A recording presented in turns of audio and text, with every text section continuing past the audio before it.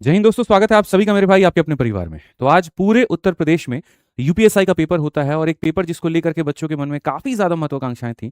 काफ़ी ज़्यादा उनके मन में एक्सपेक्टेशन था कि इस लेवल का पेपर आएगा, ऐसा आएगा। पूरी तरीके से वो महत्वाकांक्षा धाराशायी हो जाती है और ये पूरी तरीके से यहाँ पर उन बच्चों के साथ में नाइंसाफ़ी हो जाती है जिन्होंने काफ़ी कड़ी मेहनत की थी।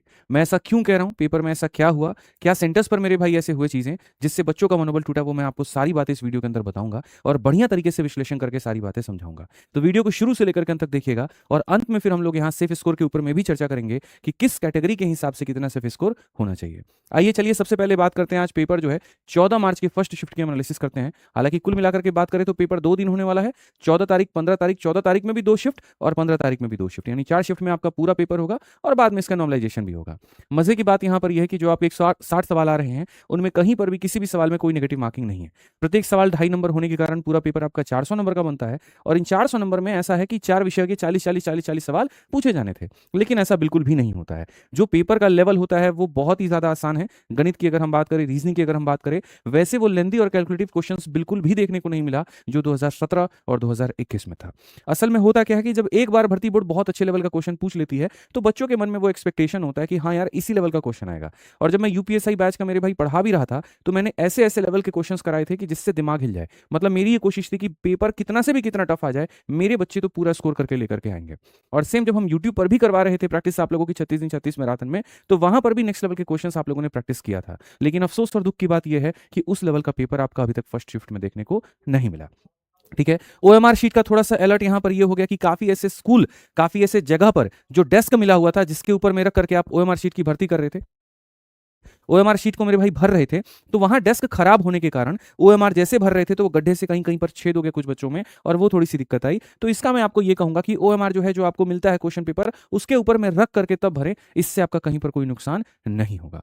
असली चुनौती सवालों का लेवल आज तो बना ही नहीं है, असली चुनौती समय का मेरे भाई मैनेजमेंट बना है। जिस बच्चे ने समय का प्रबंधन बहुत शानदार तरीके से किया है उसके अटेम्प्ट ज्यादा रहे हैं और ज्यादा होने के कारण यहां पर क्या हुआ है कि मेरे भाई हो सकता है जो सेफ स्कोर है वो और बढ़ जाए। ये मैं आपके लिए मान करके ये बात मैं कह सकता हूँ। ओवरऑल जो गेम है वो टाइम मैनेजमेंट को लेकर के है। ठीक है, अब आ जाते हैं गणित में कि गणित में जो मैथ्स का है वो असली सच यहाँ पर क्या है। जैसा मैंने आपसे कहा कि लेवल 10वीं 12वीं का बेस का था, कंसेप्ट बहुत आसान थे। ठीक है, कुछ सवाल थोड़े से कैलकुलेटिव थे लेकिन इतने भी नहीं कि आप उसको स्किप कर दो। और रही बात मैथ्स के 40 सवालों की, तो 40 में 40 सवाल आए ही नहीं थे मेरे भाई। गणित के 40 सवाल में भी 10 सवाल रीजनिंग के आपके पूछ लिए गए थे। तो ओवरऑल रीजनिंग के खुद के 40 और 10 इसके, यानी 50 सवाल लगभग पूछ लिए गए। और गणित में यहाँ पर जो सवाल हो गए वो 30 सवाल के करीब में आ गए। अब इस 30 में भी लगभग 18 से 20 सवाल आपके अर्थमेटिक के थे। ठीक है, 60% से ज्यादा मेरे भाई। अब ये अर्थमेटिक में कौन सा टॉपिक था, तो percentage, profit loss, time and work, जिसको बहुत बढ़िया तरीके से हमने यूट्यूब पर कवर करा दिया था और आपके बैच में भी इसके नेक्स्ट लेवल के क्वेश्चन हमने कराए थे और बच्चे इसको फोड़ करके पूरी तरीके से आए हैं। मेंसुरेशन में 3D का एक भी क्वेश्चन नहीं था, 2D में मेरे भाई नॉर्मल क्वेश्चंस थे और वो भी फॉर्मूला बेस्ड थे, तो जो बड़े आसानी से आप इसको कर सकते थे। बाकी कहीं पर ऐसा कोई कैलकुलेशन देखने को नहीं मिला। वो जो 10 सवाल कम हुए मैथ्स में, कहीं ना कहीं वो एडवांस के सवालों को कम कर दिया गया, जिसके कारण बच्चों को थोड़ा सा ऐसा लगा कि ठगा हुआ महसूस हुआ कि यार पढ़ करके इतना कुछ गए, इतनी मेहनत हमने की, गणित का इतना भौकाल था, लेकिन अंत में मेरे भाई यहाँ पर वैसे चीज देखने को नहीं मिली। और ये थोड़ा सा क्या करता है, क्रीम तरह के क्राउड का बहुत बड़ा नुकसान कर देता है। मतलब वो बच्चे जिन्होंने हर लेवल के सवालों का अभ्यास किया हो, ठीक है, जिन्होंने सेट लगाया हो, जिन्होंने किताबें लगाई हो, जिन्होंने मॉक टेस्ट लगाया हो, और वहां जाने के बाद में ऐसा नहीं मिलता तो उनको ठगा हुआ थोड़ा महसूस होता है।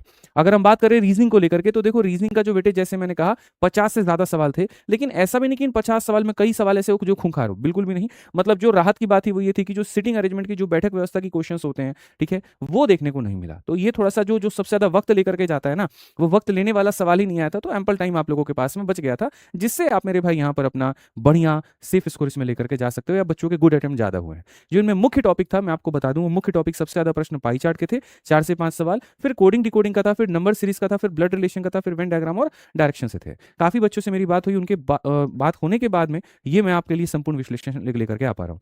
क्यों मैंने विश्लेषण किया, देखिए भर्ती बोर्ड ने साफ कहा कि आप प्रश्नों का विश्लेषण नहीं कर सकते, आप ये नहीं बता सकते कि क्या सवाल पूछा गया एग्जैक्ट डेटा के साथ में। लेकिन एक टीचर और एक भाई और मेंटर होने के नाते मेरा ये उत्तरदायित्व बनता है कि जो बाकी शिफ्ट के बच्चे हैं मैं उनको इतनी राहत तो दे पाऊं कि देखो बच्चों, पेपर में कुछ ऐसा नहीं है जिसके लिए तुम्हें बहुत परेशान होने की जरूरत है। शांत बुद्धि से, शांत मन से, बढ़िया तैयारी, बढ़िया रिवीजन के साथ में तुम जाके पेपर दोगे तो तुम्हारा आराम से सिलेक्शन हो सकता है। अच्छा, एक और बात बता दें, ये फर्स्ट शिफ्ट का रिव्यू है, तो जरूरी नहीं है कि सेकंड शिफ्ट में भी चीजें ऐसी ही हो। ये थोड़ा सा मेरी तरफ से एक डिस्क्लेमर रहेगा। कई बार क्या होता है, फर्स्ट शिफ्ट के रिव्यू के वीडियोस लोग ज्यादा देखते हैं, उनके में व्यूज ज्यादा जाता है, तो अपना जो दिमाग का मेरे भाई कहीं ना कहीं है ना, वैसा सेटअप कर लेते हैं, फर्स्ट शिफ्ट में ऐसा आया तो सेकंड थर्ड फोर्थ में भी ऐसा आएगा। ऐसा बिल्कुल भी नहीं है।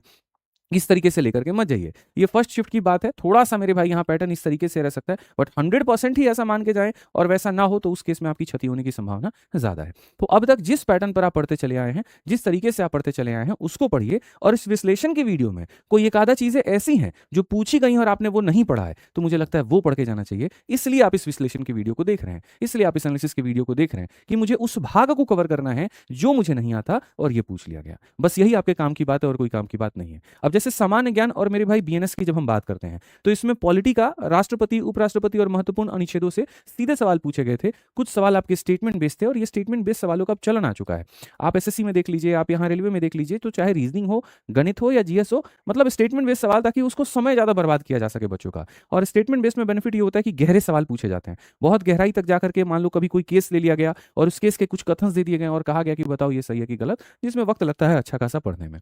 मूल विधि की अगर हम बात करें तो बीएनएस 2023 गेम चेंजर नए क्रिमिनल जो लॉज हैं मेरिट तय करेंगे, मतलब नए क्रिमिनल जो लॉ अभी आए हैं, ठीक है, वो मेरिट तय कर सकते हैं। उसके ऊपर में जिसकी जितनी पकड़ होगी वो मेरे भाई यहाँ पर उतना बेहतर परफॉर्म करके आ पाएगा। आईटी एक्ट और भारतीय न्याय संहिता बीएनएस की नई धाराओं में 5 से 7 सवाल सीधे परीक्षा में आए हुए थे और मैं फिर से आपको कहूंगा कि आप बीएनएस को जितना हो सकता है उतना ज्यादा रिवाइज करके जाएं, ये आपके लिए उतने फायदे की बात है। करंट अफेयर में अगर आप देखोगे तो वही 5 से 6 महीने पुराने सवाल आपके पूछे गए हैं, क्योंकि पेपर अभी नया बना है तो मेरे भाई यहाँ पर बहुत पीछे के वो करंट अफेयर नहीं पूछेंगे। अक्सर होता क्या है, जब री एग्जाम होता है या कुछ ऐसा होता है कि कई समय के बाद पेपर हो, तो उस केस में क्या होता है कि बहुत पुराने पुराने करंट अफेयर पूछ लिए जाते हैं। लेकिन कोई पेपर ही अभी रिसेंट में शेड्यूल्ड है तो ये भर्ती बोर्ड को भी पता होता है कि सवाल भी हमें नए वाले ही उसमें ऐड करने हैं, तो ये थोड़ा फायदा हो जाता है। स्टैटिक जीके और इकोनॉमिक्स में अगर आप देखोगे तो स्टैटिक जीके के 3 से 4 सवाल बहुत ही ज़्यादा बेसिक थे, जो लगभग हर बच्चा यहाँ बना सकता है और इसमें कहीं पर कुछ भी नहीं था। 4 बेसिक सवाल थे, वही अर्थशास्त्र के सवाल, ठीक है, लगभग ना के बराबर देखने को मिले। इकोनॉमिक्स देखो, जब क्या होता है ना, स्टैटिक जीके और करंट अफेयर का डोमिनेंस हो जाता है, तो जैसे इकोनॉमिक्स वहाँ छिप जाएगा, तुमको पता भी नहीं चलेगा कि उसका सवाल है भी कि नहीं है,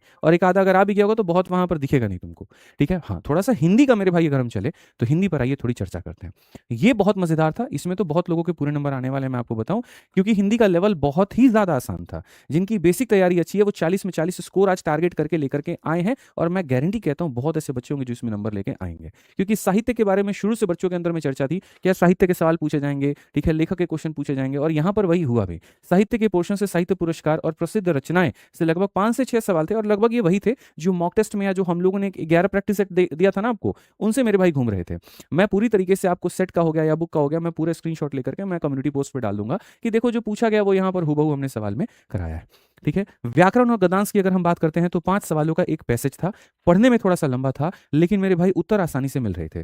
ग्रामर की अगर हम बात करें तो वहीं आपका संधि, रस, छंद, अलंकार, काल, तत्सम, तद्भव, ज्ञान, सर्वनाम और ये सारे सवाल यहीं आपके मेरे भाई पूछे गए, ठीक है। तो काफी बच्चों के मन में यहां पर होगा Guruji safe score safe score safe score safe score बता दीजिए। तो मेरी तरफ से जनरल कैटेगरी के लिए अगर मैं बात करूं तो अगर आप 135 प्लस सवाल करके आए हैं तो आप सेफ स्कोर में हैं। बोलोगे इतना ज्यादा? बिल्कुल ज्यादा, क्योंकि एक तो नेगेटिव मार्किंग नहीं है, दूसरा पेपर का लेवल बहुत आसान है, तो जिसके कारण ज्यादा से ज्यादा बच्चे अटेम्प्ट करके आए, और अटेम्प्ट करके आए तो इतना मैं तो उनको पूरी तरीके से सेफ स्कोर मानने की उम्मीद करता ही करता हूँ। काश भर्ती बोर्ड ने थोड़ा लेवल और बढ़िया रखा होता तो उसमें जो अच्छे स्टूडेंट्स होते, जो क्रीम स्टूडेंट्स होते, जिन्होंने वाकई में बहुत मेहनत की होती, उनको यहाँ पर बहुत ज्यादा फायदा देखने को मिलता। तो एवरेज तैयारी करने वाले छात्र के लिए 135 से 145 प्लस सेफ जोन माना जा रहा है, ठीक है।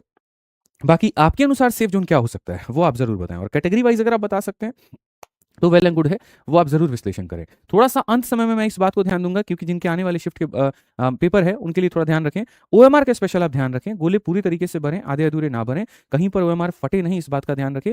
ईगो पर सवालों को लेकर जाने की जरूरत नहीं है, हालांकि आज के शिफ्ट में कोई ऐसा ईगो वाला था नहीं, बट फिर भी अगर आ गया तो उसको ईगो पे लेकर के मत जाइएगा, और बीएनएस का सटीक तरीके से रिविजन आप करके पूरी तरीके से जाइएगा। पेपर वही है जो आपको आपके शिक्षकों ने पढ़ाया है, ठीक है, जिसको आपने पढ़ा है बढ़िया तरीके से रिविजन किया है। शांत मन, धैर्य मन के साथ में जाइए, और मेरे भाई अपनी शांति के साथ में पेपर दीजिए, यकीन मानिए पेपर आपका अच्छा जाएगा, ठीक है। बाकी चैनल को सब्सक्राइब कर लीजिए, जुड़े रहिए और भी सटीक विश्लेषण के साथ में। कैसी लगी ये वीडियो सब्सक्राइब करके लाइक करके जरूर बताएं। मिलेंगे अगली वीडियो में, आज के लिए इतना ही, बहुत बहुत धन्यवाद, जय हिंद।